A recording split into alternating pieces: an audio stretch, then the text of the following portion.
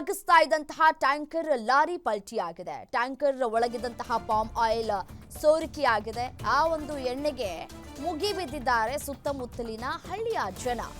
ಬಳ್ಳಾರಿ ಜಿಲ್ಲೆಯ ಕಂಪ್ಲಿ ತಾಲೂಕಿನ ದೇವಲಾಪುರ ಬಳಿ ನಡೆದಿರುವಂತಹ ಘಟನೆ ಇದು. ಪ್ಲಾಸ್ಟಿಕ್ ಬಿಂದಿಗೆಯೊಂದಿಗೆ ಓಡೋಡಿ ಬರ್ತಾ ಇದ್ದಾರೆ ನಾರಿಯರು. ಎಣ್ಣೆಯನ್ನ ತುಂಬಿಕೊಳ್ಳೋದಕ್ಕೆ ನಾ ಮುಂದು ತಾ ಮುಂದು ಅಂತ ಹೇಳಿ ಪುರುಷರು ಕೂಡ ಬರ್ತಾ ಇದ್ದಾರೆ. ಪಾಮ್ ಆಯಿಲ್ ಅನ್ನ ತುಂಬಿಕೊಳ್ಬೇಕು ಅಂತ ಹೇಳಿ ಜನ ಮುಗಿ ಬಿದ್ದಿದ್ದಾರೆ ಎಣ್ಣೆ ತುಂಬಿಕೊಳ್ಳೋದಕ್ಕೆ ಅಂತ ಹೇಳಿ. ಲಾರಿ ಪಲ್ಟಿ ಆಗಿದೆ.